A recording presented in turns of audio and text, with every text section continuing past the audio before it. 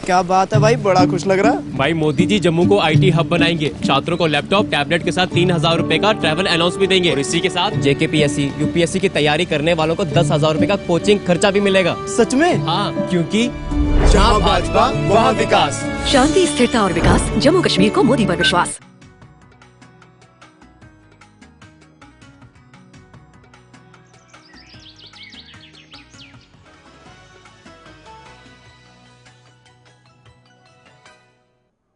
आदाब, good morning India के इस अंक में आपका, इस खास अंक में आपका स्वागत। हमारी नजर बनी हुई है जम्मू कश्मीर के असेंबली के चुनाव के ऊपर, लेकिन इसके बीच में कठुआ से एक बड़ी खबर आ रही है। खबर दुखद है। कठुआ में आतंकवादियों के साथ एक मुठभेड़ हुई है और इस मुठभेड़ में एक हेड कांस्टेबल शहीद हुआ है, 2 लोग घायल हुए हैं। हालांकि कल रात को खबर यह आई थी कि एक डीवाईएसपी रैंक का ऑफिसर भी इसमें जख्मी हुआ है, लेकिन बाद में उस खबर का खंडन एडीजीपी जम्मू आनंद जैन ने किया। उन्होंने कहा ऐसा कुछ नहीं है। सेना ने इलाके की घेराबंदी की हुई है और ऑपरेशन इस वक्त जारी है। जम्मू कश्मीर के कठुआ में जो मुठभेड़ हुई है उस समय हो रही है जब कांग्रेस के बड़े नेता मल्लिकार्जुन खड़गे आज कठुआ में एक बड़ी जनसभा को संबोधित करने जा रहे हैं। कठुआ मुठभेड़ में एक जवान शहीद, 2 घायल, और सिर्फ इतना ही नहीं बल्कि कुलगाम में भी 2 आतंकी ढेर किए गए हैं। वहां पर 5 सुरक्षाकर्मी घायल हुए हैं। सेना ने आगे की घेरबंदी कर चलाया है सर्च ऑपरेशन। और ये भी आपको बताएं कि जम्मू, कठुआ, सांबा, उधमपुर, इन 4 जिलों में 1 अक्टूबर को वोट पड़ने जा रहे हैं। कोशिश करेंगे कठुआ से हम अपने संवाददाता के साथ जुड़ें और उससे जानने की कोशिश करें कि ये जो मुठभेड़ आतंकियों के साथ हुई है, किस जगह पर आतंकियों को फौज ने घेरा है। और जो मेरी जानकारी है उसके मुताबिक लगभग 5 के करीब आतंकी हैं जिन्हें फौज ने घेरा है। तो दोबारा से आपको बताएं कि जम्मू के कठुआ से एक बड़ी खबर आ रही है। खबर यह है, 1 जवान शहीद, 2 घायल, एक हेड कांस्टेबल की शहादत की खबर की पुष्टि ऑलरेडी एडीजीपी जम्मू आनंद जैन ने की है। हमारे कठुआ के संवाददाता हमसे जुड़ते हैं और जानकारी आपको देंगे। कठुआ से हमारे संवाददाता हमारे साथ जुड़ चुके हैं। सबसे पहले मैं आपसे ये पहले तो स्वागत है आपका गुड मॉर्निंग इंडिया में। रंजीव जी, मुझे ये बताइएगा राजीव जी कि ये आतंकी मुठभेड़ किस जगह हुई है और अभी तक की जानकारी इस मुठभेड़ को लेकर क्या है? देखिए जुनैद जी, मैं आपको बताऊं कि ये जो मुठभेड़ है ये कठुआ के जो पहाड़ी डिस्ट्रिक्ट सब डिस्ट्रिक्ट है, बिलावर जो सब डिस्ट्रिक्ट है उसका एक इलाका है, कोग मांडली के ऊपर पड़ता है। ये जब धार रोड की तरफ से हम बिलावर की तरफ जाते हैं, जब उधमपुर से धार रोड की तरफ उधमपुर की तरफ जाते हैं तो बीच में एक स्टेशन आता है मांडली।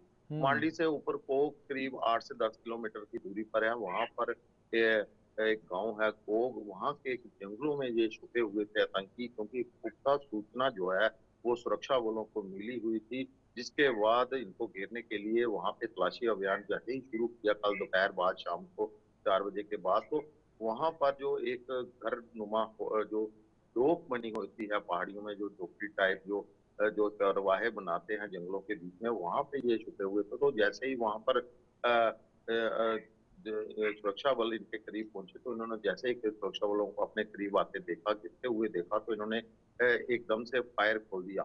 इस फायर में फायरिंग दूसरी तरफ से भी जवाबी कार्रवाई हुई और लगातार 1 घंटे 2 घंटे तक लगातार फायरिंग दोनों तरफ से होती रही। इस फायरिंग के दौरान एक head constable police Jammu Kashmir police का बशीर अहमद, जिसकी शहादत वहां पे हुई है, और एक अन्य एक पुलिसकर्मी जो है वो वहां पे घायल हुए हैं। फिर उसके बाद ऑपरेशन के जो एसओजी की टीम है वो भी के साथ ही सेना की टीम थी वहां पर।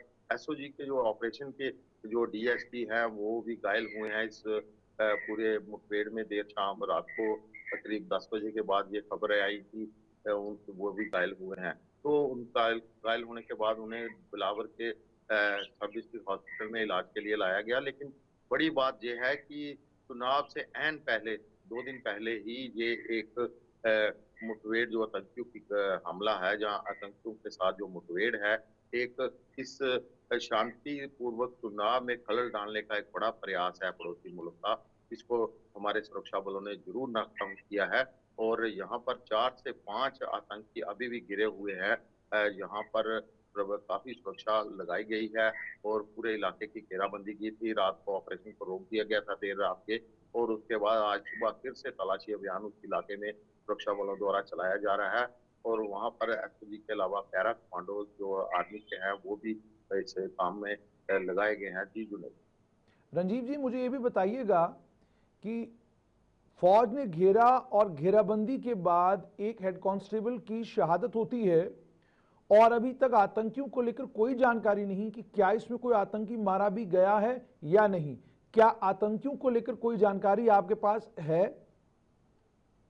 देखिए, आतंकियों के बारे में सिर्फ इतनी ही जानकारी जो शेयर की गई है अभी तक, जितने भी आधिकारिक बयान आए हैं उसमें 4 से 5 जो है उनकी संख्या बताई जा रही है। 4 से 5 का ग्रुप हो सकता है और जैश ए मोहम्मद जो आउटफिट है उससे संबंधित ये आतंकी हो सकते हैं।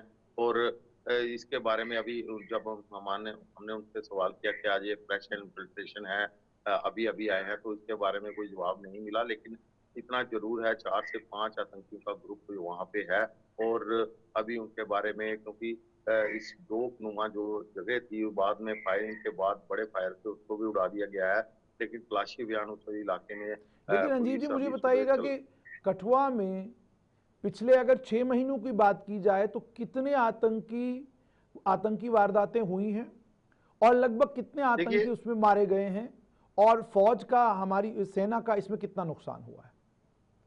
देखिए, जब बात करूं पिछले 2 महीने 3 महीने से, तो कठुआ जिला भी काफी आतंकवाद को लेकर काफी एक्टिव रहा, क्योंकि पहले सबसे शांत जिला रहा था पिछले 2-3 दशकों से। लेकिन अब अचानक से 2-3 महीने से एक बार फिर से ये सुर्खियों में आ गया। आतंकी घटना एकदम से बढ़ गई।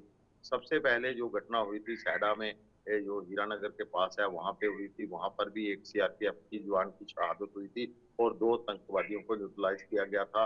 और इसके बाद बदनौता में जो हुआ तो वहां पे 4 जो हमारे जवान थे वो शहीद हुए थे, और वहां पर भी आतंकवादियों का कुछ पता नहीं चला था।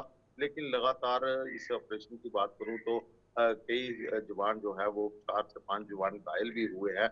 और आतंकवादियों की बात करूं तो वो यहाँ पे सिर्फ 2 को लेफ्टिनेट किया गया था। उसके बाद बनी के इलाके में भी एक दिन फायरिंग हुई थी। फायरिंग की सूचना थी, लेकिन उसके बाद भी वहां सर्च ऑपरेशन में कुछ नहीं मिला था। तो लगातार इन जंगलों और घने जंगलों का फायदा ले रहे हैं आतंकी। और साथ में जहाँ पे स्थानीय मदद मिलना उनको लगता है कि काफी सक्रिय है, क्योंकि इतनी देर से इस इलाके में उनकी मौजूदगी जो रंजीत जी, मुझे बताइएगा कि इसके चलते, इस आतंकी हमले के चलते किसी जनसभा को कोई बड़ा नेता संबोधित करने वाला था, वो कैंसिल तो नहीं हुई? सुरक्षा व्यवस्था के इंतजामात कैसे हैं और क्या कह रहे हैं सुरक्षा कर्मी की जो चुनावी रैलियां हो रही हैं, चुनावी जनसभाएं हो रही हैं? आज अंतिम दिन है, जितने भी उम्मीदवार हैं वो अपना पूरा दमखम शाम को 5 बजे तक लगाएंगे, तो उसमें किसी किस्म की उनकी एक्टिविटी के ऊपर, उनके चलने फिरने के ऊपर कोई रोक टोक तो नहीं लगी है? हाँ बिल्कुल। मैं यहाँ पे बताऊं कि बिलावर के इलाके में भी जो चुनाव है वो लगातार वहाँ पे भी 1 अक्टूबर को वोट करने हैं। तो आज चुनाव का आखिरी दिन है। कल भी वहाँ उस इलाके में एक रैली थी जहाँ पे ये मुठभेड़ हुई है। वहाँ से मात्र हवाई डिस्टेंस देखें तो 8 से 10 किलोमीटर ही बनता है। तो वहाँ पर कांग्रेस की जो नेता है सोनिया गांधी की रैली थी वो भी, उसको भी कैंसिल करना पड़ा था। तो इसके चलते वहाँ पे बयानात भी जारी हुए हैं। लेकिन उसके बावजूद भी आज भी जो मांडली का इलाका है वहाँ पर भी एक भव्य रैली भाजपा की तरफ से की जाएगी। तो इसके चलते वहाँ पे सुरक्षा के कड़े इंतजाम कर दिए गए हैं। लेकिन अभी तक किसी प्रकार की कोई रिस्ट्रिक्शन की खबर जो है नहीं प्राप्त हुई है। लगातार लोग वहाँ पे तैयारी कर रहे हैं। और जो हमारे सूत्रों के साथ जो उन लोगों के, वहाँ के स्थानीय लोगों के साथ बात हुई, तो वो कह रहे हैं कि हम जोर शोर से अपने चुनाव प्रचार में डटे हुए हैं और इस रैली में भी हिस्सा लें। बहुत बहुत शुक्रिया रंजीव जी हमें इस सारी जानकारी देने के लिए। तो ये थे रंजीव मेहता कठुआ से, जिन्होंने हमें बताया कि कठुआ आतंकी हमले में एक हेड कांस्टेबल की शहादत हुई है। गुड मॉर्निंग इंडिया के स्पेशल अंक में आगे बात दफा 370 के ऊपर। दफा 370 की क्या फायदे थे, क्यों दफा 370 को लेकर क्षेत्रीय दल इतने भावुक होते हैं, क्यों चाहते हैं वो कि 370 और 35 से वापस आना चाहिए? बात वाल्मीकि की भी करेंगे, बात वेस्ट पाकिस्तान के रेफ्यूजी की भी करेंगे और बात बढ़ते हुए कम्युनलिज्म उस पर भी बात होगी। फिलहाल एक छोटे से ब्रेक के लिए रुकते हैं। इस ब्रेक के बाद जब वापस आएंगे तो सीधा बात होगी 370 के फायदों के ऊपर।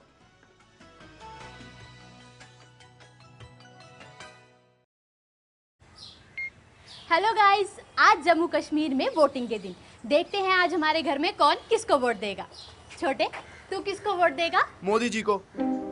मोदी जी देंगे अग्निवीरों को जम्मू सरकारी नौकरी में 20% का कोटा। जम्मू को आईटी हब बनाएंगे और यहाँ मेट्रो भी लाएंगे। भाभी, आप? बस मोदी जी को। मोदी जी देंगे जरूरतमंदों को अटल आवास योजना के तहत 5 मरला जमीन। जी आई। मोदी जी और कोई है ऐसा? मोदी जी देंगे सालाना 2 LPG सिलेंडर गैस, वो भी बिल्कुल मुफ्त। तो रसोई चलाना होगा और भी आसान। और मैं मोदी जी को। मोदी जी देंगे इस बार मेडिकल में 1000 एक्स्ट्रा सीट। किसी ने भी आज तक ऐसा नहीं किया। और भैया आप? मोदी जी, अरे मोदी जी देंगे किसान सम्मान निधि से 10,000 और हर एक किसान को कृषि उपकरण और खाद पे मिलेगी सब्सिडी और खेती हो जाएगी और भी बेहतर। और दादी आप? मोदी जी को। वो देंगे 3000 पेंशन और मां सम्मान योजना का सालाना 18,000। और भैया आप किसे देंगे वोट? मोदी जी को, जो देंगे यूपीएससी JKPSC एस्पिरेंट्स को 10,000 का कोचिंग खर्चा और आने जाने का 3,000 सीधा बैंक खाते में। और दादाजी आप किसे वोट देंगे?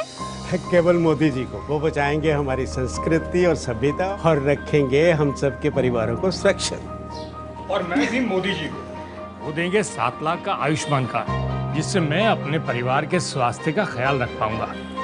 क्यों बाबूजी? चल अब तू बता, तू आज अपना पहला वोट किसे देने जाएगी? मैं मोदी जी को। मोदी जी देंगे लाखों स्टूडेंट्स को लैपटॉप्स, टैबलेट्स, यानी एजुकेशन बनेगी डिजिटल। अब चलें, मोदी जी इंतजार कर रहे हैं। चलो दादाजी। शांति, स्थिरता और विकास, जम्मू कश्मीर को मोदी पर विश्वास।